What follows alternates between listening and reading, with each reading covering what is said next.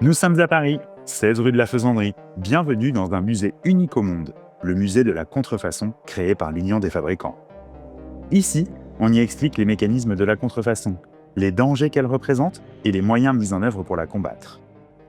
La contrefaçon est un fléau qui concerne tous les consommateurs et touche tous les secteurs d'activité, des articles de luxe aux médicaments, en passant par les pièces détachées automobiles et les produits de consommation courante. Ce phénomène mondial est mal connu et mal compris du grand public, car il repose sur la violation de la propriété intellectuelle. Mais la propriété intellectuelle au juste, c'est quoi ? La propriété intellectuelle, c'est l'ensemble des droits exclusifs qui sont accordés sur les créations intellectuelles. Ça va permettre aux inventeurs, aux entreprises et aux créateurs de contrôler l'utilisation de leurs créations et d'en tirer des bénéfices, ce qui va favoriser la créativité et l'innovation. Le droit de la propriété industrielle va s'appliquer quand on va parler de marques, brevets et dessins et modèles. Les marques permettent d'identifier l'origine commerciale des produits et services qui sont proposés par l'entreprise. Le brevet va permettre de protéger et de valoriser une création, une solution technique qui est développée par l'entreprise. Et le dessin et modèle va venir protéger l'apparence esthétique d'un produit. On va parler en revanche de propriété littéraire artistique et donc de droit d'auteur quand on va parler d'œuvres artistiques, d'œuvres musicales et bien sûr de logiciels. Dans l'imaginaire collectif, les contrefaçons sont des articles qui ne sont pas bien faits.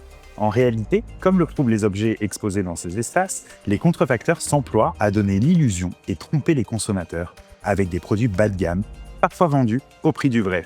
Le marché de la seconde main y est particulièrement confronté.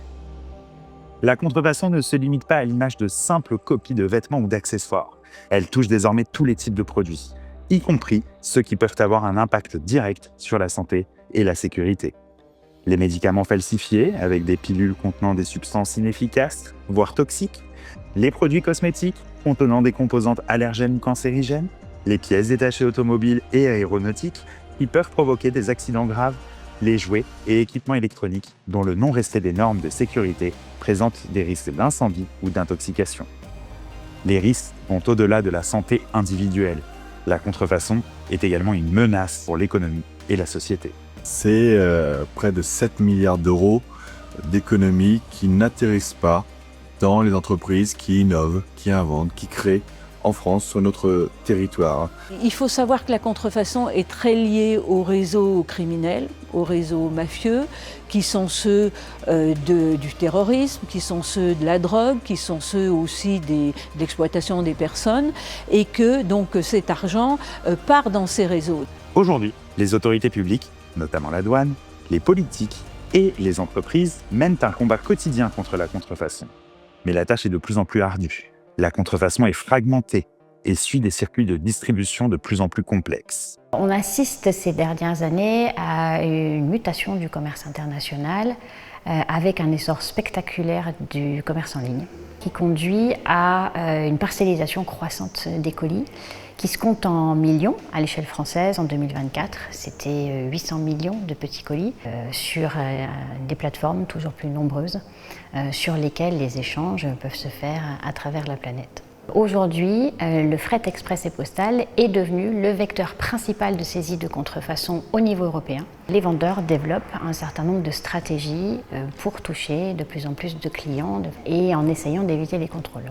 Cela complexifie bien sûr le travail des douaniers, mais nous adaptons nos objectifs, nos méthodes de travail. On observe ces derniers temps une diversification des pays de provenance avec le développement de production de contrefaçon plus locale dans l'Union européenne ou aux portes de l'Union européenne. Ces productions plus locales sont fabriquées à partir de produits qui arrivent de façon non finie, avec des morceaux qui arrivent dans différents endroits de l'Union européenne et qui rejoignent des ateliers d'assemblage où des flacons, des emballages, des étiquettes de produits, des contenants sont assemblés pour fabriquer des produits contrefaisants finis. Avec l'essor du commerce en ligne et des nouvelles technologies, les trafiquants ont trouvé de nouvelles méthodes pour contourner les contrôles et commercialiser leur contrefaçon, notamment en utilisant un tout nouveau champ lexical, comme celui des dupes, qui a explosé ces dernières années auprès de la jeune génération et notamment dans les secteurs de la mode, de la cosmétique et des produits de luxe. Les contrefacteurs ont trouvé un nouveau champ lexical pour faire croire aux consommateurs qu'acheter un dupe, ce n'est pas acheter une contrefaçon. Or, un dupe, c'est la copie d'un produit original et ce n'est rien d'autre que de la contrefaçon. Alors, ce phénomène, il est arrivé par les influenceurs qui ont d'abord proposé des dupes de parfums, puis de cosmétiques, et aujourd'hui, il atteint tous les secteurs d'activité. Il faut savoir qu'acheter un dupe, c'est comme acheter une contrefaçon, c'est illégal et c'est vraiment profiter de la notoriété et des investissements d'une marque pour vendre des produits qui sont bas de gamme, de mauvaise qualité et qui vont nuire à la santé du consommateur. La contrefaçon, on le voit, a pris une place colossale dans l'économie mondiale. Il est urgent de mieux la comprendre et d'intensifier la lutte contre ce fléau qui menace l'innovation, la sécurité et la stabilité économique. Le combat contre la contrefaçon ne concerne pas seulement les autorités ou les marques, mais bien tous les citoyens. Il est crucial de sensibiliser les consommateurs aux dangers et aux impacts de la contrefaçon. C'est d'ailleurs ce que propose ce musée toute l'année.